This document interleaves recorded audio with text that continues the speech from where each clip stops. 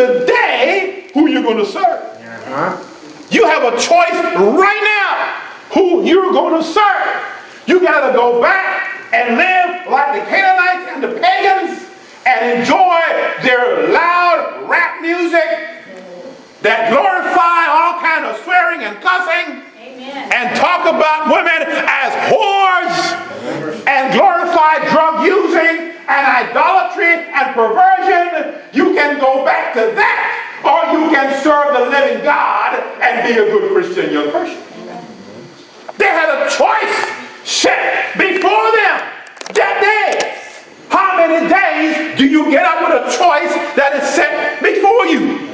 How many days do you get up with a clear-cut choice between good and evil? This was the proposition. And Joshua made it very clear who he was going to serve. As for me and my house, we will serve the Lord. Yes. I am not going to give myself an opportunity, a parachute, to go back to the old ways. Too many of God's people give themselves parachutes. Give themselves safety nets so they can go back to the old ways. Don't do that.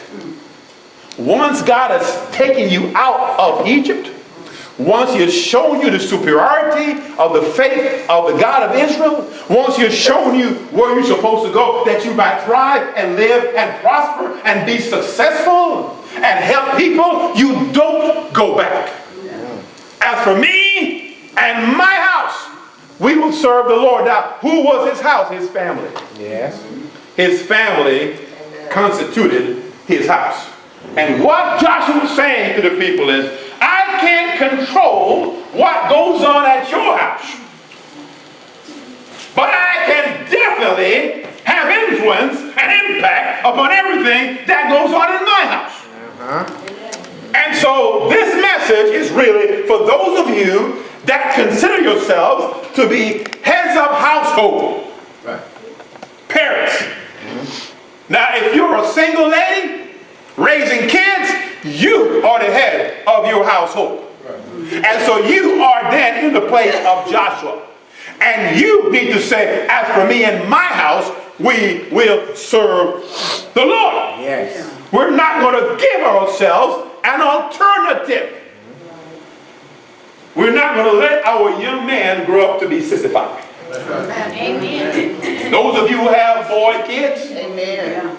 teach them there is a difference between masculinity and femininity. Yes.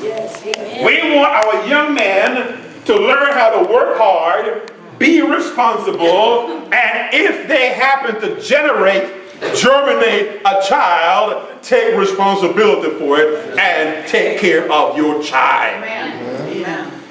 No young man who has been under my preaching has any excuse for going out and impregnating a young lady and then not taking care of that child. Because in this church, you have been taught over and over again by a man who has done it. You see, my parents, they understood what it meant to be a daddy. Yes. They told me when I turned 16. We know you're a 16-year-old young man now, and it's okay to like girls. It's okay to like girls. I mean, that's natural. And I like them too. I was 16. And so, I still like them. I married one. But here's what they said to me. They said, now Antonio, if you get a young lady, you can forget about going to college. As a matter of fact, you will have to drop out of high school to take care of your baby. Because we took care of you as our baby, we're going to take care of your baby. And besides that, don't count on us providing you with all the food that you're getting right now. My parents told me that. And you might say, well, that's draconian. No, that was common sense. Amen. What they were saying is, if you go ahead and make the baby, you got to take care of the baby.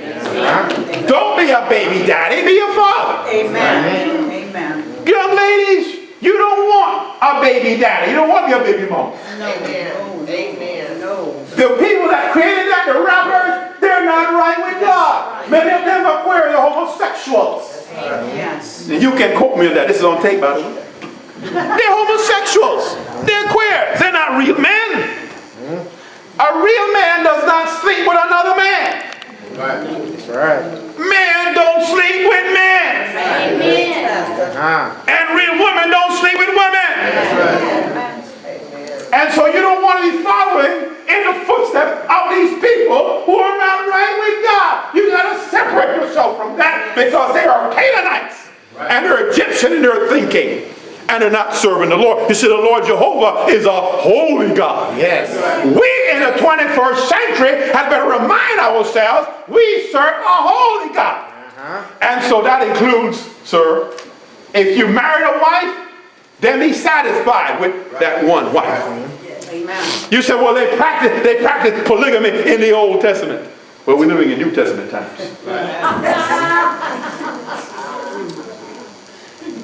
God said to Adam, you need a companion. I'll make you a woman. A woman. Don't you think that God could have made Adam 2, 3, 4, 5, 100 women? Amen. If he wanted to. He made him one woman. To be satisfied with that. All this polygamous stuff happened after he fell into sin. When he was living right, he was satisfied with the one wife. Hallelujah. Somebody say that. When you're living right, you're satisfied with your one wife. It's sin that makes a man dissatisfied with his one wife. Why are people not saying amen to this? Come on now.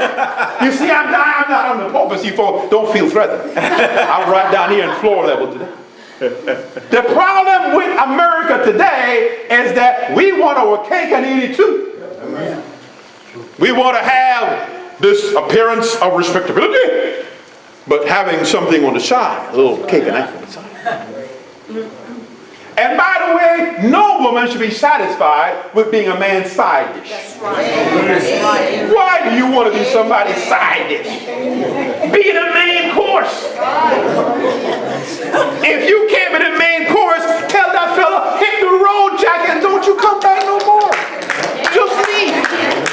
Too many girls are putting up being a side dish for some guy that don't even appreciate them. Yes, sir. Yes. And what you understand is that if he leaves his wife for you, he will leave you for somebody else.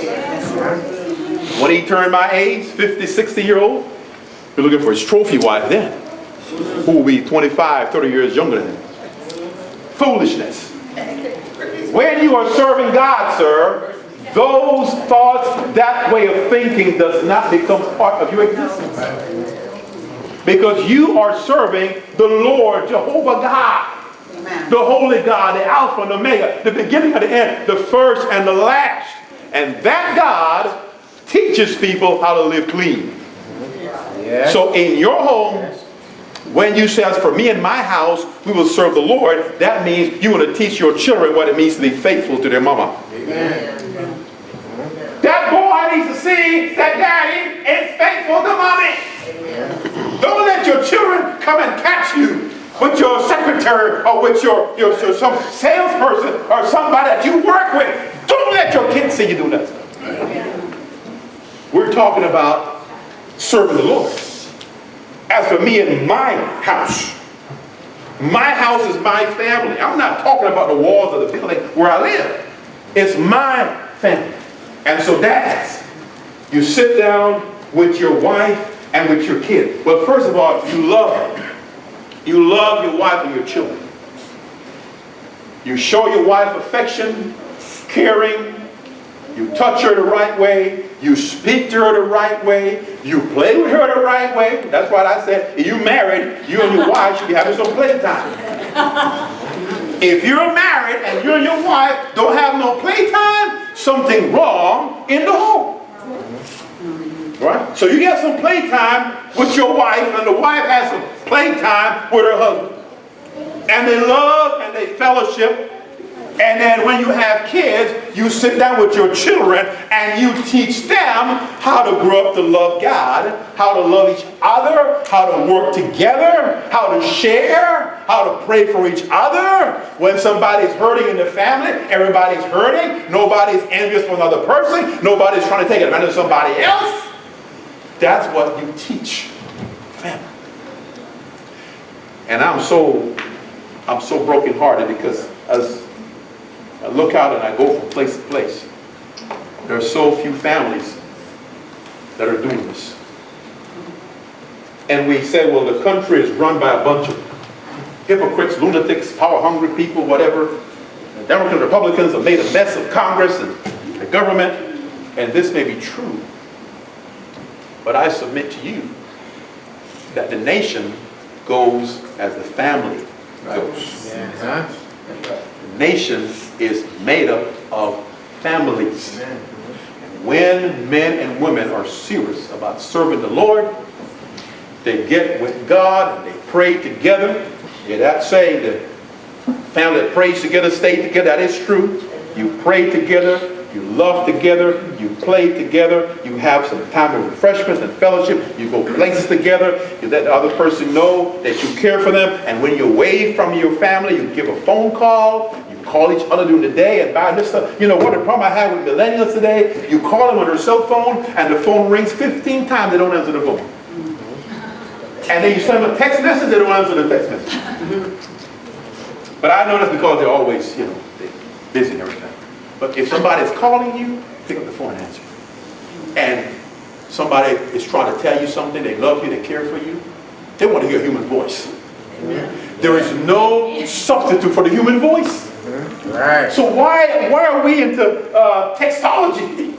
Why are we combined with texting and emailing when really we want to hear a voice that says, I care for you, I've been thinking about you, I love you. You cannot get the same effect with a text. Yes. Say it. Because all it is, that's just characters in a computer. But a human voice conveys what? Feelings, emotions. It says, I care about you. Can you hear it? I've been thinking about you. I love you. I need you. I want to help you in some way. Maybe I need help from you in some way. And you cannot convey that with a text. You cannot convey that on social media. Right. But a human voice can do that. Because the human voice is connected to the human heart. So folks, let's start communicating with each other. And when you're sitting at the table, having dinner, put away the cell phones. You have teenage kids, put away the cell phone. No tablets, no computers. We're having dinner as a family. It's family time. Let's talk to each other.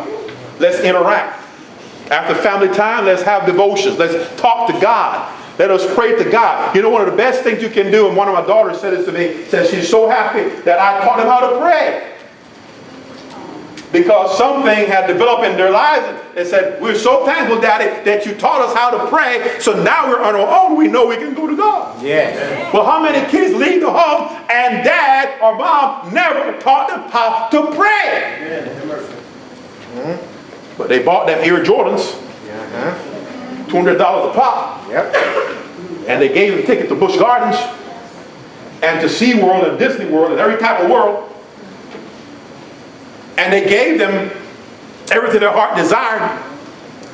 iPhone, iPhone 5, iPhone 6, iPhone 7. They gave everything that they wanted materialistically, but it didn't give them spiritual direction, guidance. As for me and my house, we will serve the Lord. Yes. As for me and my house, I want my family to know God. Not just talk about God. I don't want my kids to drop out of church when they turn 18. I want them to continue attending church way into their adult life and teach their kids the importance of church attendance. I want my kids to know God spiritually, to interact with Him, to see their prayers answered, to know that they can ask for forgiveness when they do wrong, to know they can always come back home to daddy and mommy. So if they go out there and life doesn't treat them right, okay, I gave you away, but I can take you back anytime. Come on home. You always have a place to go. That includes the boys, by the way. I remember when I left my home at age 20, my father was not a very emotional man, but on that occasion, he took me and gave me a kiss on the cheek. Oh, the first time my dad ever gave me a kiss in my adult life. Kissed me on the cheek and told me, son, you're leaving home for good. I love you. Come back and see Mama and I when you get a chance. He left the open door. What he was saying, he's saying, we love you. We know that you got to go live your life now, but we want to let you know that you're always welcome back into our house, into our home, because you're our son, and you'll always be our son. Yes. And we love you. And we'll do anything for you. We're here for you. We need to get back to that kind of treatment, whereby people know that they're loved in their home, where kids know they're valued, they're loved. Just because you treat somebody strict, and please kids, listen to me. I'm very strict as a parent. I was very strict raising my daughters.